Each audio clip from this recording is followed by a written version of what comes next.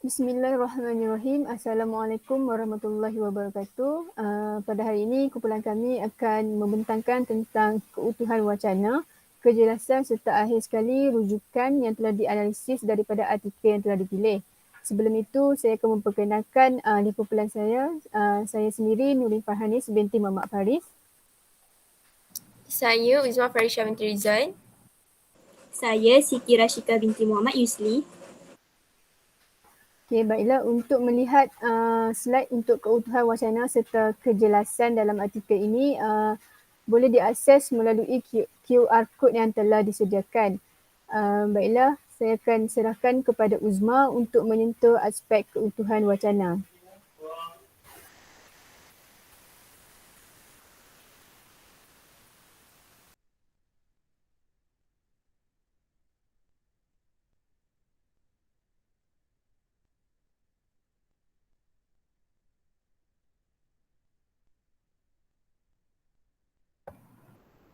Jadi saya akan menyentuh keutuhan wacana yang telah kami analisa daripada artikel yang bertajuk Komunikasi Interpersonal Guru dalam Pengajaran dan Pemudahcaraan, Peranan dan Cabaran yang ditulis oleh Sayyidatun Nadirah binti Jamaluddin dan Muhammad Isa Hamzah.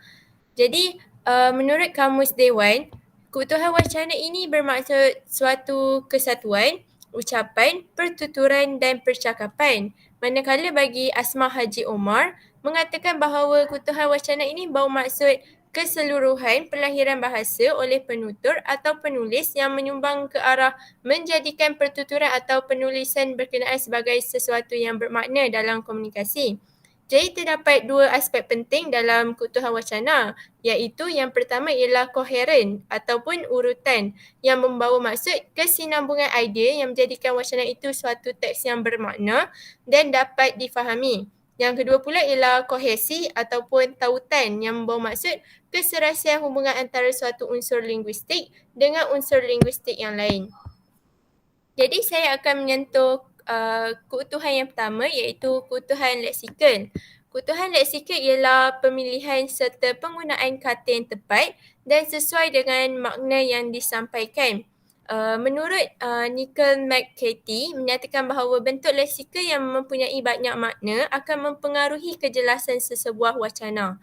Jadi berikut merupakan contoh yang sama yang menunjukkan keutuhan leksikal dari segi sinonim, iaitu sinonim ini bermaksud kepelbagaian kata atau leksikal yang mempunyai sama makna atau makna yang hampir sama. Sebagai contoh, dalam artikel ini adalah elemen dan gerak-geri. Elemen mempunyai beberapa perkataan yang hampir sama maksud seperti komponen, bahagian, unsur, anasir, faktor dan butiran.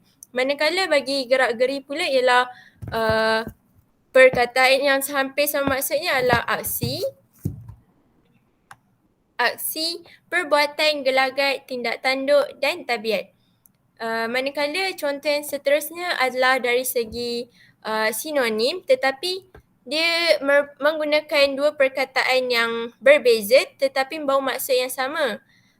Sebagai contoh yang pertama adalah berhadapan dan bersemuka. Kedua-duanya mempunyai maksud yang sama tetapi penggunaan kata yang berbeza. Contoh kedua ialah komunikasi muka ke muka dan komunikasi antara individu. Contoh yang terakhir ialah berinteraksi dan komunikasi. Seterusnya saya akan menyentuh keutuhan semantik. Apa itu keutuhan semantik? Keutuhan semantik ini adalah jalinan makna antara satu ayat dengan ayat yang lain atau satu perenggan bersama dengan perenggan yang lain. Jadi keutuhan semantik ini terbahagi kepada dua, iaitu hubungan semantik umum dan hubungan semantik interaktif. Dalam artikel ini terdapat hubungan semantik umum sahaja, iaitu ia menerangkan hubungan sebab dan akibat yang memerlukan syarat dan hasil. Jadi dalam ayat ini, kemahiran komunikasi interpersonal guru dapat membantu seorang guru itu dalam menjalankan tugas. Kemahiran ini turut membantu guru dalam menyampaikan maklumat atau pengetahuan dengan lebih tepat. Jadi kemahiran komunikasi interpersonal itu adalah syarat manakala membantu seorang guru itu menjalankan tugas dan membantu guru dalam menyampaikan maklumat atau pengetahuan dengan lebih tepat adalah hasil. Jadi untuk menghasilkan hasil ini memerlukan syarat iaitu kemahiran komunikasi interpersonal oleh guru. Jadi contoh yang kedua pula ialah dari segi perbandingan, di mana dalam ayat ini menunjukkan perbandingan berkomunikasi bersemuka dengan berkomunikasi secara atas talian. Jadi keutuhan yang ketiga ialah dari segi keutuhan gramatikal, iaitu keutuhan contoh yang pertama menyentuh kepada kata penghubung, di mana kata penghubung ini berfungsi untuk menghubungkan leksikal atau perenggan-perenggan dalam wacana yang menjelaskan hubungan makna antara leksikal atau perenggan seterusnya. Tetapi dalam ayat ini dia menunjukkan penghubung kata dua ayat iaitu menggunakan contoh bahkan juga. Seterusnya ialah menunjukkan penggunaan kata hubung juga, tetapi ia menggunakan kata hubung berpasangan iaitu bukan hanya dan tetapi juga. Dan adanya penghuraian dalam ayat ini yang bertujuan untuk menjelaskan perkataan atau perenggan sebelum dengan jelas. Jadi dalam ayat ini menunjukkan bahawa tetapi juga itu menekankan lagi isi yang hendak disampaikan. Yang seterusnya adalah pengulangan kata yang sama dalam satu ayat, di mana ayat ini jelas menunjukkan bahawa penggunaan perkataan individu sebanyak 6 kali dalam satu ayat. Dan terdapat dua contoh yang menggunakan penanda wacana untuk menghuraikan perenggan yang seterusnya atau isi yang seterusnya dengan jelas, iaitu penggunaan selain itu dan walau bagaimanapun. Jadi itu sahaja daripada saya untuk keutuhan wacana. Saya akan serahkan kepada Siti Rashika untuk menerangkan tentang kejelasan.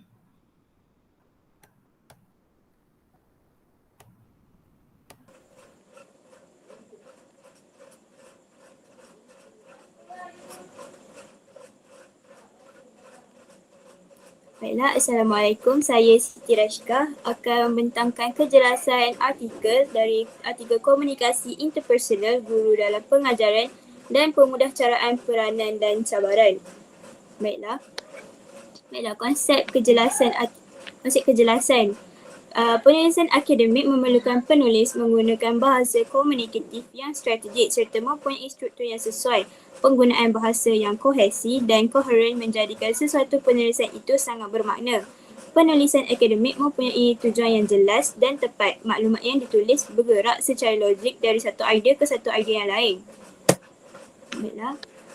Kohesi dalam penulisan akademik. Okey, definisi kohesi menurut kohesi dia merujuk kepada kehadiran atau ketiadaan isyarat eksplisit di teks yang membolehkan pembaca membuat hubungan antara idea dalam teks seperti pertindihan kata dan konsep antara ayat merujuk bahawa idea yang sama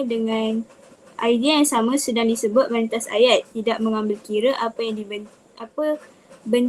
bentuk penanda wacana seperti justru itu, oleh itu dan sebagainya.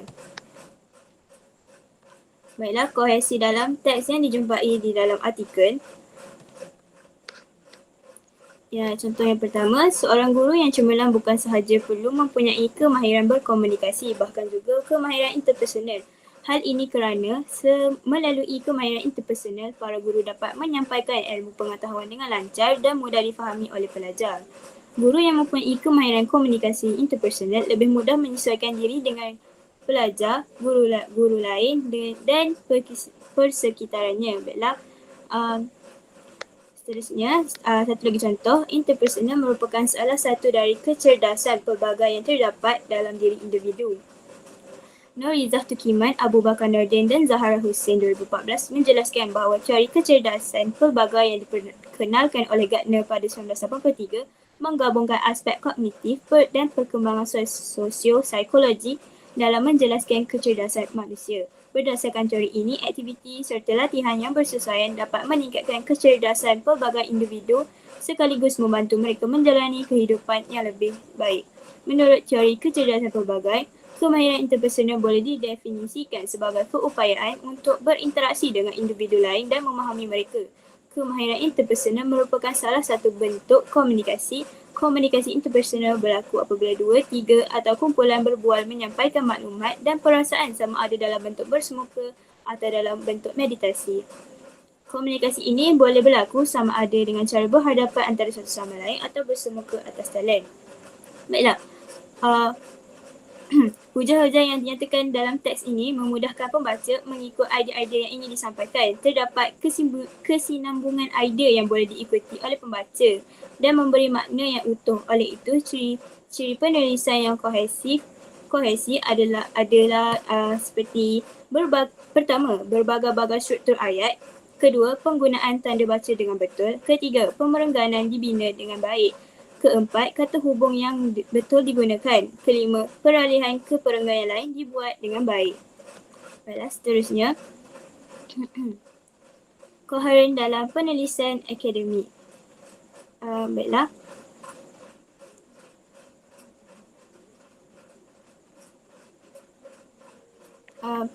Maksud koheren adalah merupakan elemen yang menunjukkan perkaitan dalam teks. Menurut bahasa Latin, terdapat beberapa kata kerja yang memberi definisi kepada koherensi yang membawa maksud bertaut antara satu sama lain.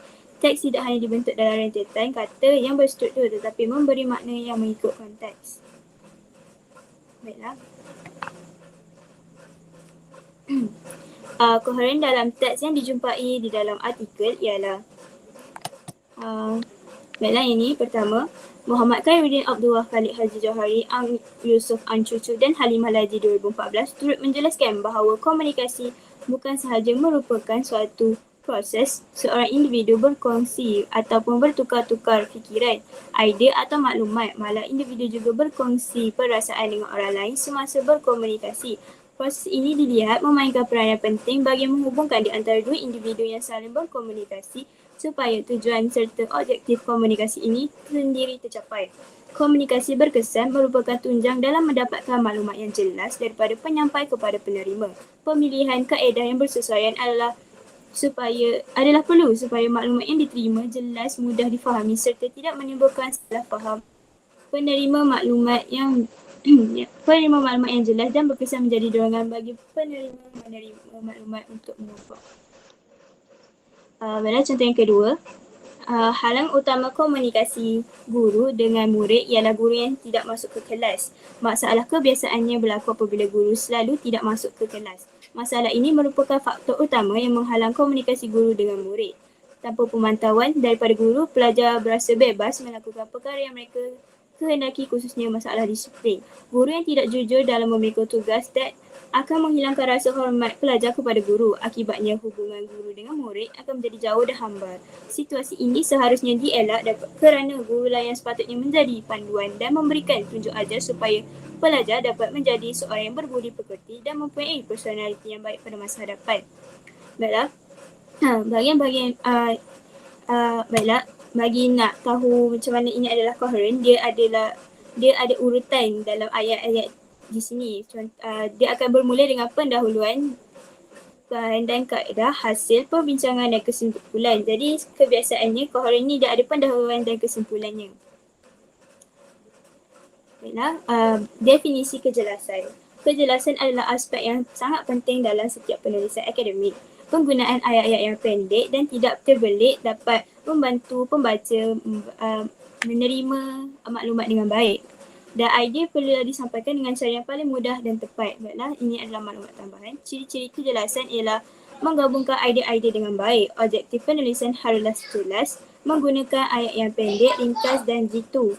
Penggunaan perkataan dan pengolahan ayat. Mengelakkan menggunakan perkataan yang tidak pasti. Gaya penulisan akademik bergantung kepada setiap bidang akademik. Sekian, terima kasih. Seterusnya saya paskan kepada Nurin Farhanis.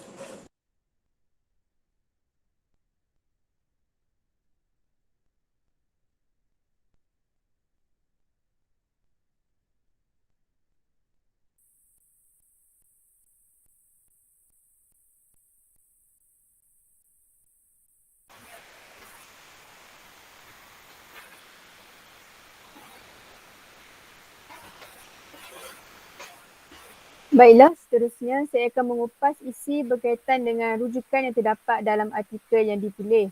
Apa itu format APA? Sebagaimana yang telah kita ketahui bahawa format APA merupakan singkatan bagi American Psychological Association Preferencing Style, iaitu bermaksud sebagai gaya rasmi dalam menyenaraikan semua sumber rujukan dan sitasi.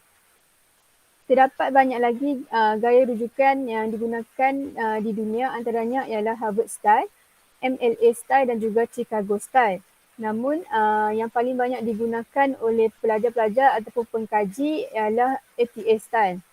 Citation ataupun sitasi pula digunakan dalam penulisan yang berbentuk ilmiah atau penulisan akademik. Ia berfungsi untuk memaklumkan kepada pembaca tentang rujukan asal pernyataan yang ditulis, terutamanya fakta daripada sumber rujukan. Sebagai contohnya, menurut Adam 2010, kebanyakan pelajar lebih gemar untuk melakukan tugasan secara berkumpulan kerana ia akan mengurangkan sedikit beban belajar kepada mereka. Seterusnya ialah sitasi ini boleh digunakan dalam dua cara. Yang pertama ialah nama penulis diutamakan dan yang kedua ialah info atau fakta yang diutamakan. Kemudian ialah rujukan atau references pula bermaksud senarai rujukan yang diberi di akhir setiap penulisan akademik atau penulisan ilmiah yang dilakukan.